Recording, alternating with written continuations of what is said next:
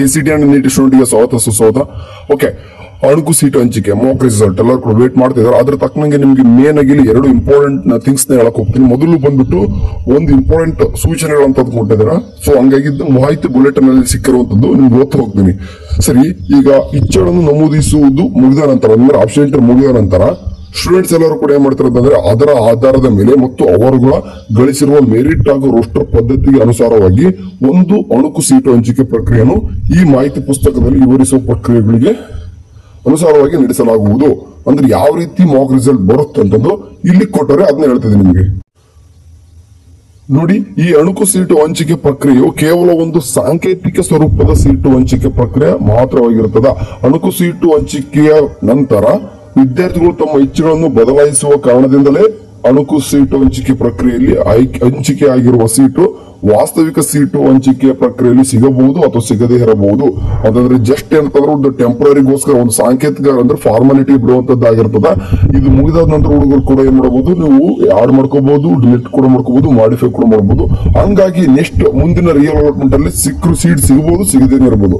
ಆದರೆ ಈ ಅಣಕು ಸೀಟು ಹಂಚಿಕೆ ಪ್ರಕ್ರಿಯೆಯು ವಿದ್ಯಾರ್ಥಿಗಳು ಈಗಾಗಲೇ ನಮೂದಿಸಿರುವ ತಮ್ಮ ಇಚ್ಛೆಗಳನ್ನು ಅಂತಂದ್ರೆ ಈಗಾಗಲೇ ನೀವು ಆಪ್ಷನ್ ಎಂಟ್ರಿ ಮಾಡಿರುವುದನ್ನು ಪರಿಷ್ಕರಿಸಲು ಅಂತಂದ್ರೆ ನಿಮ್ಗೆ ಅದು ಯಾವ ರೀತಿ ಇದೆ ಅಂತ ಒಂದು ಗೊತ್ತಾಗೋಕೆ ಅಥವಾ ಅಪ್ಡೇಟ್ ಮಾಡಲು ಅದು ಏನಾದ್ರು ಚೇಂಜಸ್ ಮಾಡ್ಲಿಕ್ಕೆ ಮತ್ತೆ ಏನಾದ್ರು ಸೇರಿಸಲು ಅಂತಂದ್ರೆ ಕಾಲೇಜ್ನ ಯಾಡ್ ಮಾಡ್ಲಿಕ್ಕೆ ಕೈ ಬಿಡಲು ಅಂತಂದ್ರೆ ಒಂದೊಂದು ಕಾಲೇಜ್ ಇದ್ದದನ್ನ ಬೇಕಾದ್ರೆ ಡಿಲೀಟ್ ಮಾಡ್ಲಿಕ್ಕೆ ನಿಮ್ಗೆ ಹೆಲ್ಪ್ ಮಾಡ್ತೈತೆ ಅಷ್ಟೇ. ಅಂದ್ರೆ ಅದಕ್ಕೋಸ್ಕರ ಏನ್ ಮಾಡ್ತಾರೆ, ಮಾಕ್ ರಿಸಲ್ಟ್ ಅನೌನ್ಸ್ಮೆಂಟ್ ಮಾಡ್ತಾರೆ.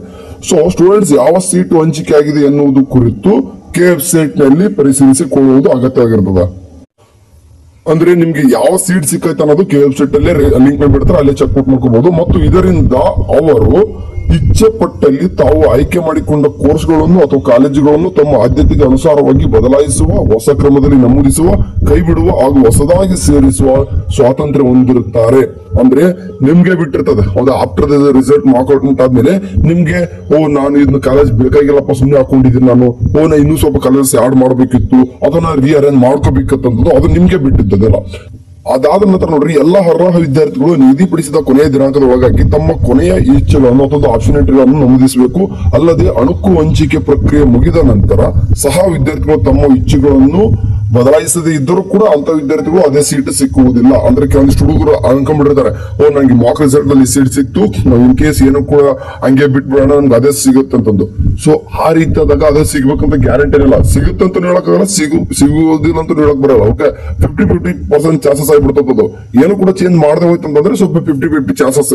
ನೀವು ಸ್ವಲ್ಪ ಚೇಂಜಸ್ ಮಾಡಿದಂತಂದ್ರೆ ಸ್ವಲ್ಪ ಮೇ ಬಿ ಏನಂತಂದ್ರೆ ಬೇರೆ ಬೇರೆ ಸಿಗ್ಬಹುದು. ಸೊ ನಿಮ್ಗೆ ಬಿಟ್ಟಿರ್ತಕ್ಕಂಥದ್ದು ಎಲ್ಲಾನು ಕೂಡ. ಓಕೆ, ಅದಾದ ತಕ್ಷಣ ನೋಡಿ, ಏಕೆಂದರೆ ಬೇರೆ ವಿದ್ಯಾರ್ಥಿಗಳು ಈ ಮೊದಲು ನಮೂದಿಸಿದ ಇಚ್ಛೆಗಳನ್ನು ಬದಲಾಯಿಸಬಹುದಾಗಿರುತ್ತದೆ. ಅದಕ್ಕೆ ನೀವು ಹೊರ್ಕೊಂಡ್ಬಿಟ್ಟಿರ್ತಾರ, ಆಪ್ಷನ್ ಎಂಟ್ರಿಗಳನ್ನ ಬೇರೆ ಯಾರು ಕೂಡ ಚೇಂಜ್ ಮಾಡಲ್ಲ, ಎಲ್ಲರಿಗೂ ಹಂಗ ಸಿಕ್ಬಿಡ್ತದೆ. ಆ ರೀತಿ ಅಂದ್ರೆ ಯಾರು ಕೂಡ ಮಾಡಲ್ಲ, ಎಲ್ಲರೂ ಕೂಡ ಆಪ್ಷನ್ ಎಂಟ್ರಿ ಚೇಂಜ್ ಮಾಡ್ಕೊಂತಾರೆ. ಸೊ ಹಂಗಾಗಿ ಏನಾಗ್ತದ, ಸೊ ಬೇರೆ ಕಲ ಸಿಗ್ತದ. ಸೊ ಹಂಗಾಗಿ ವಿದ್ಯಾರ್ಥಿಗಳು ಅಣಕು ಫಲಿತಾಂಶವನ್ನು ವೆಬ್ಸೈಟ್ ನಲ್ಲಿ ನೋಡಬಹುದು. ವಿದ್ಯಾರ್ಥಿಗಳು ನೀಡಿರುವ ಇಚ್ಛೆಗಳ ಅನುಸಾರವಾಗಿ ಅವರಿಗೆ ಹಂಚಿಕೆ ಆಗಿರುವ ಸೀಟು ವಿವರವನ್ನು ಸಹ ನೋಡಬಹುದಾಗಿದೆ. ನಿಮ್ಗೆಲ್ಲ ಕೂಡ ಮಾಕ್ ರಿಸಲ್ಟ್ ಇವತ್ತು ಬರಬಹುದು ಮೇ ಬಿ.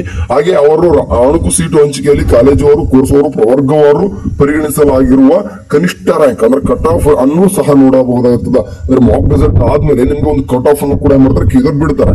ಓಕೆ, ಅದಾದ ತಕ್ಷಣ ಅಣಕು ಸೀಟು ಹಂಚಿಕೆ ಪ್ರಕ್ರಿಯೆಯಲ್ಲಿ ಮತ್ತು ಅವರು ತಮಗೆ ಆಸಕ್ತಿ ಇರುವ ಇಚ್ಛೆಗಳನ್ನು ಇನ್ನೂ ಹೆಚ್ಚಿನ ಸಂಖ್ಯೆಯಲ್ಲಿ ನಮೂದಿಸುವಂತ ಸಲಹೆ ನೀಡಲಾಗ್ತದ. ಅಂತಂದ್ರೆ ಈಗ ಆಪ್ಷನ್ ಎಂಟ್ರಿ ಮಾಡಿರ್ತೀರ, ಮಾಕ್ ಔಟ್ಮೆಂಟ್ ಆಗಿರ್ತದ, ಆದ್ರೂ ಕೂಡ ನಿಮ್ಗೆ ಏನಪ್ಪಾ ಅಂದ್ರೆ ಇನ್ನೂ ಕೂಡ ಕಾಲೇಜಸ್ ಆಡ್ ಮಾಡಬೇಕು ಅಂತ ಕೇಳಿದವರು ಹೇಳ್ತಾ ಇರ್ತಾರೆ ನೋಡಿ. ಹೌದು, ಆದಷ್ಟು ಇನ್ನೂ ಕೂಡ ಕಾಲೇಜಸ್ ಆಡ್ ಮಾಡಿ ಟ್ರೈ ಮಾಡ್ರಿ. ಓಕೆ, ಯಾಕೆ ಆಫ್ಟರ್ ದ ಮಾಕ್ ಔಟ್ಮೆಂಟ್ ಹೇಳೋದು ಕಾಲೇಜ್ಗೆ ದಾಖಲಾಗಲು ಆಗುವುದಿಲ್ಲ. ಅಂದ್ರೆ ಈ ಸದ್ಯಕ್ಕೆ ಈ ಅಡ್ಮಿಷನ್ ಆಗೋದೇನಲ್ಲ, ಅಂದ್ರೆ ಇದು ಕೇವಲ ಸಾಂಕೇತಿಕ ಸ್ವರೂಪದ ಸೀಟು ಹಂಚಿಕೆ ಕ್ರಮವಾಗಿರ್ತದೆ. ಆದ್ದರಿಂದ ವಿದ್ಯಾರ್ಥಿಗಳು ಹಂಚಿಕೆ ಆಧರಿಸಿ ಯಾವುದೇ ಕಾಲೇಜ್ಗೆ ದಾಖಲಾಗುವ ಅವಶ್ಯಕತೆ ಇರೋದಿಲ್ಲ. ಜಸ್ಟ್ ಇದು ಟೆಂಪರರಿ ಅಂದಾಗ ಅಡ್ಮಿಷನ್ ಮಾಡೋ ಏನಿರಲ್ಲ. ಆದ್ರಿಂದ ಅವರು ಸೀಟು ಹಂಚಿಕೆ ನಿಜವಾದ ಫಲಿತಾಂಶ ಬರುವವರೆಗೂ ಕಾಯ್ಬೇಕಾಗ್ತದ. ಅಂದ್ರೆ ರಿಯಲ್ ಅಲಾಟ್ಮೆಂಟ್ ನಿಮ್ಗಳಿಗೆ ಗೊತ್ತಿರುವ ಬಗ್ಗೆ 31 ಅಥವಾ 1 ಅಥವಾ 2 ತಾರೀಕು ಈ ಡೇಟ್ ಒಳಗಡೆ ಏನಾಗ್ತದ, ನಿಮ್ಮ ರಿಯಲ್ ಅಲಾಟ್ಮೆಂಟ್ ಆಗ್ತದ. ಸೊ ಅದರಿಂದ ಎಲ್ಲ ಸ್ಟೂಡೆಂಟ್ ಸೀಟು ಹಂಚಿಕೆ ನಿಜವಾದ ಪ್ರಕ್ರಿಯೆ ಇಚ್ಛೆಗಳನ್ನು ನಮೂದಿಸಬಹುದಾಗಿರ್ತದೆ.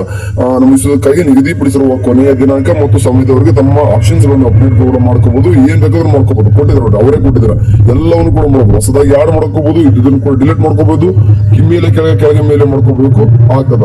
ಯಾಕೆ ಈ ಮಾಕ್ ಔಟ್ಮೆಂಟ್ ಮಾಡಬೇಕಪ್ಪ ಅಂತಂದ್ರೆ ಇಲ್ಲಿ ಕೊಟ್ಟಿದ್ದಾರೆ. ಅಣಕು ಸೀಟು ಹಂಚಿಕೆ ಆಧಾರದ ಮೇಲೆ ಒಬ್ಬ ವಿದ್ಯಾರ್ಥಿ ತಾನು ನೀಡಿರುವ ಇಚ್ಛೆಗಳ ಆದ್ಯತೆಗೆ ಅನುಸಾರವಾಗಿ ಅದು ಕಾಲೇಜು ಕೋರ್ಸ್ ಸ್ಟ್ರೀಮ್ ನ ಸಾಂಕೇತಿಕ ಹಂಚಿಕೆಯನ್ನು ಪಡೆಯುತ್ತಾಳೆ. ಇದರಿಂದ ವಿದ್ಯಾರ್ಥಿ ವಿದ್ಯಾರ್ಥಿಗೆ ಏನಾಗ್ತದ, ತಾನು ಈಗಾಗಲೇ ನಮೂದಿಸಿರುವ ಇಚ್ಛೆಗಳನ್ನು ಬದಲಾಯಿಸಿಕೊಳ್ಳಬಹುದಕ್ಕೆ ಅಥವಾ ಉಳಿಸಿಕೊಳ್ಳುವುದಕ್ಕೆ ಸಂಬಂಧಿಸಿದಂತೆ ಒಂದು ಸ್ಪಷ್ಟವಾದ ಚಿತ್ರಣ ಸಿಗ್ತದ. ಅಂದ್ರೆ ನೀವು ಏನೆಲ್ಲ ಆಪ್ಷನ್ ಎಂಟ್ರಿ ಮಾಡಿದಿರೋ, ನಿಮ್ಗೆ ಏನೆಲ್ಲ ಮಾಡಿದ್ರೆ ಬಂದ ತಕ್ಷಣ ನಿಮ್ಗೆ ಗೊತ್ತಾಗ್ಬಿಡ್ತದ.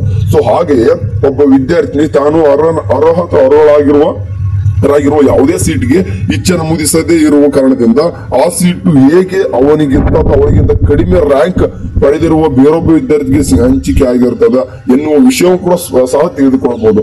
ಮೀನ್ಸ್ ನಿಮ್ದು ಒಂದು ರ್ಯಾಂಕ್ ಎಷ್ಟಿದೆ, ಕೇವಲ 10,000 ರ್ಯಾಂಕ್ ಇದೆ, ಬಟ್ ನಿಮ್ ಫ್ರೆಂಡ್ 50,000 ರ್ಯಾಂಕ್ ಇದೆ.